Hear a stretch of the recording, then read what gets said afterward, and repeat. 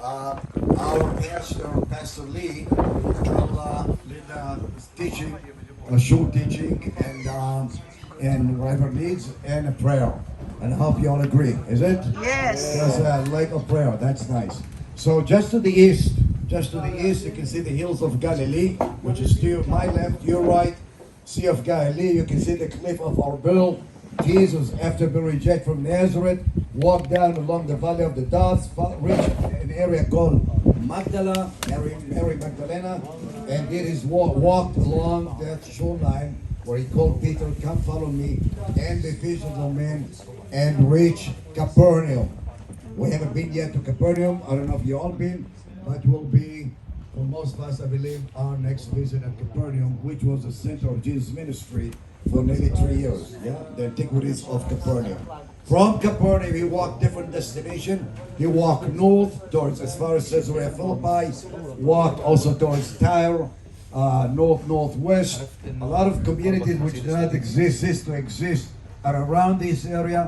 In the beginning of his ministry, early ministry, in Matthew 5, he walked up. You can clearly see the area called Mount of the Beatitude, Sermon on the Mount. You can see the Church of the Beatitude. Nearby is the convent called the Beatitude Convent.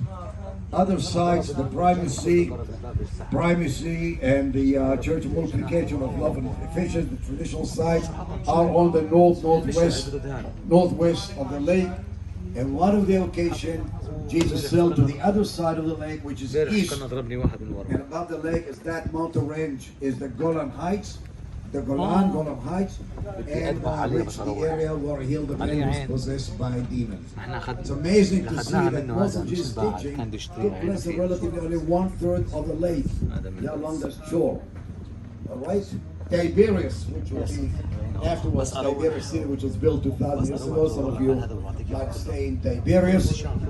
River Jordan feeds the lake. It's a pretty much freshwater lake, and the outlet of the lake, okay, from there runs along 85 or 110 kilometers until it reaches the Dead Sea and by the Dead Sea.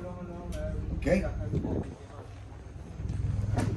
Enjoy the boat ride, enjoy the spirit, enjoy the teaching, and God bless you all. Thank you. Thank you. Thank you, Danny. So, good to have everyone here today. Did you say you're from England? Yeah. So, I'm half Texan, but I'm half English. My mother was born in Greenfield, Bedfordshire, and I lived there for a while. My dad was in the Air Force, and so I am a little bit, is it on? I am half English and half Texan, and I'll let you choose which side is which. So. All right, and I've been to Dubai, just the airport. All right, Jesus walks on the water. Let's talk about that. Matthew chapter 14. On the Sea of Galilee, here we are.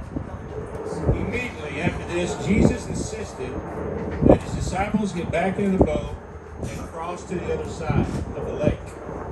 While he sent the people home, after sending them home, he went up into the hills by himself to pray. So picture that. Look up there in the hills.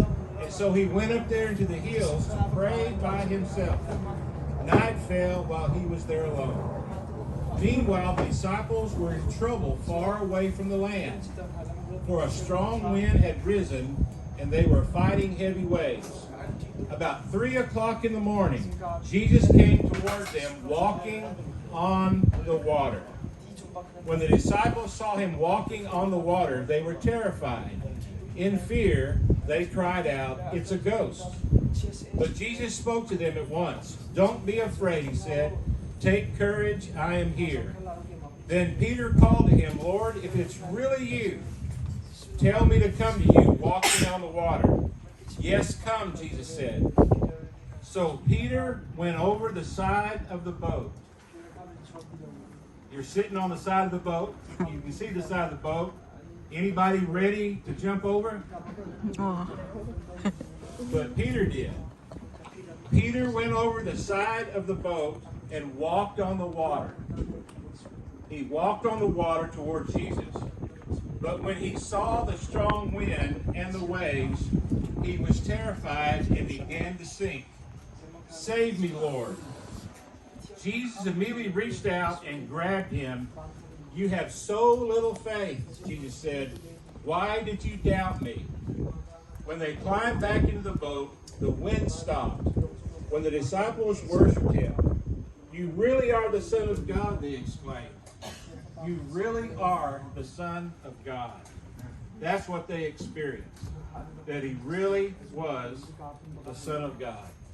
This story, this place, is a story of miracles. This place is a story of miracles. Now, first of all, think about Peter. Peter had been on the water before. Peter spent his days in the water. He was a fisherman. Peter knew that any time you got out of the boat, you sank. That was not a surprise to him. He knew what it was like to get out of the water, and it says here they're a long way from the shore. And so he knew that when he got out of the boat, his life raft was now gone. The life raft that he always counted on, which would have been his boat, right? And so Peter he's no amateur here. This is not new to him. He understands that you can't walk on water. He understood that it couldn't be done. He also understood that what Jesus was doing could not be done. And so this lake is the beginning of stories of things that cannot be done. And so today, when you think about your experience here, realize that this very place is a symbol, is a testimony to what can't happen. That can't happen. No one can walk on water. Water can't hold anybody. It doesn't matter how light you are. It doesn't matter how big your feet are. You can have the biggest feet in the world and it still won't hold you up. And so something unique happened here. Something really bizarre happened. Now, most of us, when we read this story, we're really hard on Peter. "Oh, Peter, show off." The disciples probably were hard on him. "We sat here in the boat. We sat in a safe spot. But you had to show off and you got out of the boat." I'm sure after it was all said and done, James and John, the sons of thunder, said, "Who do you think you are? I mean, you were showing off. You got out of the water and you got what you deserved. You sank." So they probably ribbed him. They probably teased him. They probably were upset with him because he kind of showed him up. But when you turn this around and you think about it from another perspective, what a deal. What a happening here. Peter, first of all, Peter did what no one else would do. Peter risked everything because he saw Jesus coming. And isn't that what we do with faith? Isn't that our response at salvation? Isn't that our response to follow Jesus? That we risk everything to follow him? He saw Jesus walking on the water. And so he saw Jesus walk in the water. So there was a moment there when obviously Peter believed that through Christ, he could walk on the water. And Peter got out of the boat. And like I said, we have a chance today. I'm sure all of us, if we want to, we can hop on over and we can see if we can walk on the water. But not sure, right? What will everybody else say? What will those Americans think? What will those Brits say? The Brits always have a word about everything, right? What are they going to say about that? The foolish American jumped on, not American, Texan even. All those people from Texas think they're so big and bad.